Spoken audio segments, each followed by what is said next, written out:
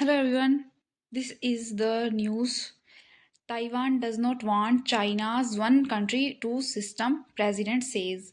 Taiwan जो है वो चाइना की पॉलिसी है one country and two system, उसको वो नहीं फॉलो करना चाहते हैं। तो ताइवान की लोकेशन कहाँ है? यहाँ चाइना है और यहाँ ताइवान है, छोटा सा द्वीपीय देश।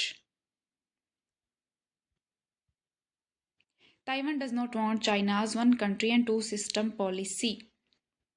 चीन की एक चीन नीति का मतलब है कि वह ताइवान को अपना एक प्रांत मानता है और ताइवान को एक अलग देश के रूप में मान्यता नहीं देता है।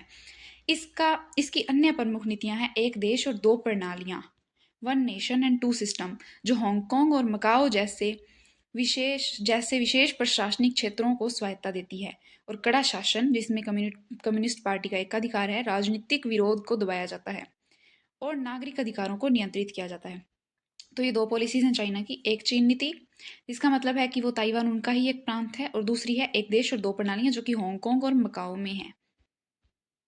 ये मैप है ताइवान का, यहाँ चाइना है, यहाँ ताइवान स्ट्रेट है, साउथ चाइना सी है और ये ताइवान है। और यहाँ एक 9 डैश लाइन भी है चाइना की एंशियंट, जिसे वो फॉलो करता है। ताइवान के राष्ट्रपति लाई चिंगते ने शुक्रवार को कहा कि ताइवान चीन की एक देश दो व्यवस्थाएं नहीं चाहता है और इसे अपनी स्वतंत्रता और लोकतंत्र को बनाए रखना चाहिए और अपनी रक्षा के लिए दृढ़ संकल्पित होना चाहिए। उन्होंने द्वीप को चीनी नियंत्रण में लाने के लिए बीजिंग के नवीनतम प्रयास को खारिज कर दिया है। तो ताइवान है अभी वो नहीं चाहता है कि वो एक देश और दो व्यवस्थाएं चीन की फॉलो करे। चीन ने इस सप्ताह कहा कि ताइवान पर बल प्रयोग से बिल्कुल भी इनकार नहीं करेगा। चीन ने इस सप्ताह कहा कि वह ताइवान पर बल प्रयोग से बिल्कुल भी इनकार नहीं करेगा और यह सरकारी मीडिया में प्रकाशित उन लेखों की श्रृंखला की तुलना में कहीं अधिक कड़ा रुख अपनाता है, जिसमें वादा किया गया था कि यदि द्वीप हांगकांग और मकाओ के लिए उपयोग की जाने वाली स्वायत्ता की प्रणाली के तहत बीजिंग के अधीन आता है तो वह सौम्य शासन का वादा करेगा। इस न्यूज़ में हम लोग डिस्कस करेंगे उसके ताइवान के महत्व की, ताइवान क्यों महत्वपूर्ण है चाइना के लिए, और उसके उसकी स्थितियां। संघर्ष जो है ताइवान और चाइना का वो कब और कैसे शुरू हुआ? चीन और ताइवान के बीच संघर्ष ताइवान की राजनीतिक स्थिति को लेकर विवाद का विषय, मतलब उसकी राजनीतिक स्थिति। यह संघर्ष 1945 में द्वितीय विश्व युद्ध के बाद जापान से ताइवान के प्रशासन के चीन गणराज्य को हस्तांतरित होने और गृह युद्ध के परिणाम स्वरूप पीपल रिपब्लिक ऑफ चाइना और रिपब्लिक ऑफ चाइना के बीच विभाजन के बाद शुरू हुआ। 1945 में सेकेंड वर्ल्ड वॉर के बाद जापान ने जब ताइवान का प्रशासन जो है वो चीन गणराज्य को हस्तांतरित कर दिया, तब ये संघर्ष शुरू हुआ। चीन ताइवान संबंध कैसे हैं? 1980 के दशक में ताइवान ने चीन में यात्राओं और निवेश के मामलों में अपने नियमों में ढील दी है। इसके अलावा 1991 में ताइवान ने घोषणा की कि चीन के साथ युद्ध समाप्त हो गया है। इन सभी कदमों से दोनों देशों के संबंधों में सुधार हुआ है। इसके बाद चीन ने एक देश और दो व्यवस्थाओं का विकल्प रखा, जिसके तहत ताइवान को व्यापक स्वायत्ता मिल जाएगी, बशर्ते कि वह बीजिंग के नियंत्रण में आने को तैयार हो। मतलब कि जो बीजिंग के अगर वो कंट्रोल में आ जाता है तो उसके सामने एक विकल्प रखा गया है कि उनको और भी ज़्यादा स्वायत्ता मिल जाएगी, एक देश दो व्यवस्थाएं अगर वो मानते हैं और बीजिंग के नियंत्रण में आते हैं। ताइवान ने इस प्रस्ताव को स्वीकार नहीं किया है। चीन ने जोर देकर कहा है कि ताइवान की जो आरओसी सरकार है वो वैध नहीं है, चीन उसको मानता नहीं है। भारत 2025 में चीन और ताइवान के बीच संबंध अत्यंत तनावपूर्ण बने हुए हैं। चीन ताइवान को अपना अभिन्न अंग मानता है और बलपूर्वक एकीकरण से इनकार नहीं करता, जबकि ताइवान अपनी संप्रभुता और लोकतांत्रिक व्यवस्था बनाए रखना चाहता है। किसी भी देश के लिए जरूरी होता है कि वो संप्रभु हो और उसमें लोकतांत्रिक व्यवस्था कायम हो, वहाँ वहाँ उनका शासन उनके खुद के कंट्रोल में हो, ना कि किसी और कंट्री के कंट्रोल में हो, फिर वो संप्रभु नहीं माना जाता। तो यहाँ कुछ इंपॉर्टेंट पॉइंट्स हैं। चीन की स्थिति क्या है? चीन एक चीन नीति पर कायम है और 2025 में राष्ट्रपति शी जिनपिंग ने नए साल के संबोधन में भी कहा कि ताइवान चीन का हिस्सा है। मतलब अभी भी वो ताइवान को चीन का हिस्सा मानते हैं और कोई भी शक्ति उन्हें अलग नहीं कर सकती है। चीन ने ताइवान के आसपास सैन्य गतिविधियां काफी बढ़ा दी है। इसमें नियमित रूप से लड़ाकू विमानों और नौसैनिक जहाजों द्वारा ताइवान के वायु रक्षा पहचान क्षेत्र में घुसपैठ और सैन्य अभ्यास जैसे अप्रैल 2025 का अभ्यास है वो शामिल हैं। मतलब चीन जो है वो ताइवान पर सैन्य दबाव भी बनाता है, लेकिन ताइवान को स्वायत्तता चाहिए। ताइवान की क्या प्रतिक्रिया है? ताइवान अपनी सुरक्षा मजबूत कर रहा है और अंतर्राष्ट्रीय समर्थन जुटाने की पूरी कोशिश कर रहा है। वह चीन की सैन्य धमकियों का जवाब दे रहा है और अपनी अलग पहचान रखने पर जोर दे रहा है। मतलब उनको स्वायत्तता चाहिए। अंतर्राष्ट्रीय भागीदारी क्या है? अमेरिकी ताइवान अमेरिका जो है वो ताइवान को समर्थन दे रहा है, हथियारों की बिक्री भी हो रही है और सैन्य सहयोग भी हो रहा है, जिससे तनाव और बढ़ रहा है। अमेरिकी अधिकारियों ने 2025 में ताइवान के रक्षा खर्च को बढ़ाने की योजनाओं का भी समर्थन किया है। युद्ध का खतरा। विशेषज्ञों का मानना है कि तनाव बढ़ रहा है, लेकिन अभी भी पूर्ण युद्ध की संभावना कम है। हालांकि सैन्य दबाव की रणनीति जारी है। अभी चाइना की जो वन कंट्री और टू सिस्टम पॉलिसी है वो है क्या? चीन मकाओ और हांगकांग के विशेष प्रशासनिक क्षेत्रों के शासन के लिए एक देश दो प्रणाली के संवैधानिक सिद्धांत का उपयोग करता है। हांगकांग और मकाओ के लिए एक देश दो व्यवस्था के संवैधानिक सिद्धांत के अनुसार पूर्व उपनिवेशों हांगकांग और मकाओ को चीन मुख्य भूमि से स्वतंत्र राजनीतिक और आर्थिक व्यवस्था बनाए रखने की अनुमति होगी, जबकि वे चीन का हिस्सा होंगे। मतलब इसके अंदर थोड़ी स्वायत्तता ज़्यादा है कि वो अपनी राजनीतिक और आर्थिक व्यवस्था बना सकते हैं, बट वो पार्ट जो है वो चाइना का ही रहेंगे। शियाओपिंग द्वारा ताइवान और चीन के एकीकरण के लिए प्रस्तावित एक देश दो व्यवस्थाएं योजना के अनुसार ताइवान को अपनी पूंजीवादी आर्थिक व्यवस्था अपनाने की अनुमति दी गई है। मतलब ताइवान जो है अपनी पूंजीवादी आर्थिक अर्थव्यवस्था अपना सकता है इस पॉलिसी के तहत। साथ ही उसे चीन की संप्रभुता के अधीन रहते हुए अपनी अलग सेना और प्रशासन रखने की भी अनुमति दी गई है। मतलब वो अपना सेना भी रख सकता है और प्रशासन भी रख सकता है।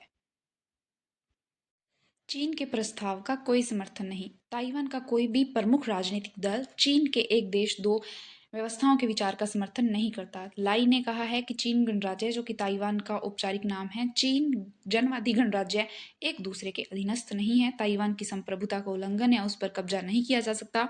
इसका भविष्य केवल उसके लोगों द्वारा तय किया जाएगा। मतलब कि ताइवान जो है अपनी संप्रभुता पर फोकस कर रहा है, वो स्वतंत्र होना चाहते हैं, वो चाइना के अंडर में नहीं रहना चाहते। ताइवान के लोगों ने अपनी संप्रभुता की रक्षा और अपनी लोकतांत्रिक एवं स्वतंत्र जीवन शैली को संरक्षित करने के को उकसावे के रूप में नहीं देखना चाहिए। राष्ट्रीय राष्ट्रीय रक्षा में निवेश करना शांति में निवेश करना है। लाई ने 2030 तक सैन्य खर्चे को सकल घरेलू उत्पाद के 5% तक बढ़ाने का संकल्प लिया है, जिससे अपने विशाल पड़ोसी चीन के बढ़ते खतरे के मद्देनजर द्वीप की सुरक्षा मजबूत होगी। अमेरिकी रक्षा मंत्री पीट हेगसेथ ने शुक्रवार को कुआलालंपुर में चीनी रक्षा मंत्री डोंग जून से मुलाकात के दौरान कहा कि उन्होंने ताइवान के आसपास और विवादित दक्षिण चीन सागर में चीन की गतिविधियों को लेकर अमेरिकी चिंताओं पर जोर दिया। डोंग ने कहा कि चीन ताइवान का पुनर्मिलन एक अपरिवर्तनीय ऐतिहासिक प्रवृत्ति है और अमेरिका को द्वीप की स्वतंत्रता के विरोध पर स्पष्ट रुख अपनाना चाहिए। उनके मंत्रालय ने एक बयान में कहा था कि अमेरिका को द्वीप की स्वतंत्रता को नहीं फोकस करना चाहिए। ताइवान का महत्व क्या है? ताइवान चाइना के लिए क्यों महत्वपूर्ण है और इसके साथ ही उसका महत्व क्या है? ताइवान की स्थिति इसे भू राजनीतिक रूप से महत्वपूर्ण बनाती है। पश्चिमी प्रशांत महासागर में स्थित ताइवान एक रणनीतिक बफर जोन के रूप में कार्य करता है। ताइवान पर नियंत्रण चीन की समुद्री सीमाओं का विस्तार करेगा और उसकी रणनीतिक गहराई को बढ़ाएगा। मतलब कि कोई भी देश होता है, उसका इकोनॉमिक जोन होता है जहाँ से वो खनन वगैरह कर सकता है या फिर जो यूज़ कर सकता है मिनरल्स वगैरह जो भी होते हैं। तो ताइवान पर नियंत्रण उसको एक तो बफर जोन के रूप में कार्य करेगा और दूसरा उसकी समुद्री सीमाओं का विस्तार करेगा और रणनीतिक गहराई को बढ़ाएगा, जिससे दक्षिण चीन सागर में महत्वपूर्ण शिपिंग मार्ग पर चीन का प्रभाव भी बढ़ेगा, जहां से वैश्विक व्यापार का एक बड़ा हिस्सा गुजरता है। इसके अतिरिक्त इस क्षेत्र में अमेरिकी सैन्य ठिकानों पर ताइवान की निकटता इसके रणनीतिक महत्व को बढ़ा देती है।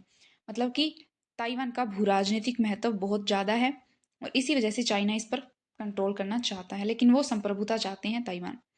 सांस्कृतिक दृष्टिकोण क्या है? चीन ताइवान को अपनी राष्ट्रीय पहचान का एक अभिन्न अंग मानता है। ताइवान की अधिकांश आबादी जातीय रूप से हान चीनी है और ताइवान जल डमरू मध्य के दोनों ओर के लोगों के बीच गहरे सांस्कृतिक, ऐतिहासिक और पारिवारिक संबंध हैं। चीनी नेता अक्सर ताइवान पर अपने दावों को मजबूत करने के लिए चीनी एकता की अवधारणा और एकीकृत चीन के ऐतिहासिक आख्यान का हवाला देते हैं। इस सांस्कृतिक संबंध का उपयोग साझा पहचान और नियति की भावना को बढ़ावा देने के लिए किया जाता है। मतलब वो चीनी एकता पर फोकस करते हैं ताकि इन दोनों के बीच लड़ाई ना हो और उस पर दावे को मजबूत किया जा सके ताइवान पर। आर्थिक हित। ताइवान एक आर्थिक महाशक्ति है जो अपनी उन्नत प्रौद्योगिकी क्षेत्र विशेष रूप से सेमीकंडक्टर निर्माण के लिए जाना जाता है। Taiwan semiconductor manufacturing company TSMC ऐसी कंपनियां चिप उत्पादन में वैश्विक अग्रणी है जो दुनिया भर के विभिन्न उद्योगों के लिए महत्वपूर्ण है। आजकल सेमीकंडक्टर चिप जो है वो बहुत ज़्यादा डिमांड में है। ताइवान की अर्थव्यवस्था को मुख्य भूमि के साथ एकीकृत करके चीन अपनी तकनीकी क्षमताओं को बढ़ा सकता है और विदेशी प्रौद्योगिकी पर निर्भरता कम कर सकता है। इसके अलावा यदि ताइवान का पुनर्मिलन होता है तो उसकी जीडीपी और उसकी आर्थिक गतिविधियां चीनी अर्थव्यवस्था को महत्वपूर्ण बढ़ावा देंगी। मतलब उस देश की जीडीपी भी उसमें चाइना में मानी जाएगी और उनकी विदेशी प्रौद्योगिकी पर निर्भरता भी कम होगी। इस तरीके से जो ताइवान है वो चाइना के लिए बहुत ज़्यादा इंपॉर्टेंट है, रणनीतिक रूप से भी, सांस्कृतिक रूप से भी और भू राजनीतिक रूप से भी। यहाँ कुछ डाटा है how people in Taiwan identify themselves, मतलब ताइवान के लोग खुद को कैसा मानते हैं 1992 से 2023। सोर्स जो है election study centre, national Chengchi university. Percentage of respondent to survey in Taiwan, ये ताइवान में एक सर्वे है कि वहाँ के लोग खुद को किस तरीके मानते हैं। वो खुद को ताइवान का मानते हैं जो कि परसेंटेज बढ़ता जा रहा है। दोनों देशों से संबंध मानते हैं जो कि नॉर्मल है, लेकिन खुद को चाइनीज़ मानते हैं, ये परसेंटेज काफ़ी गिरा है। ये कुछ वहाँ के लोग इसलिए भी संप्रभुता की डिमांड कर रहे हैं क्योंकि वो खुद को अलग मानने लगे हैं। तो ये थी हमारी आज की न्यूज़। आई होप आपको समझ आया होगा ताइवान और चाइना के रिलेशंस और इसके साथ ही ताइवान की भौगोलिक स्थिति, भू राजनीतिक महत्व, आर्थिक महत्व और जो भी जो पॉलिसी है चाइना की, वन नेशन टू सिस्टम वाली, चाइना की पॉलिसीज़ मोस्ट इंपॉर्टेंट रहती हैं। तो ये थी हमारी आज की news. Thank you so much.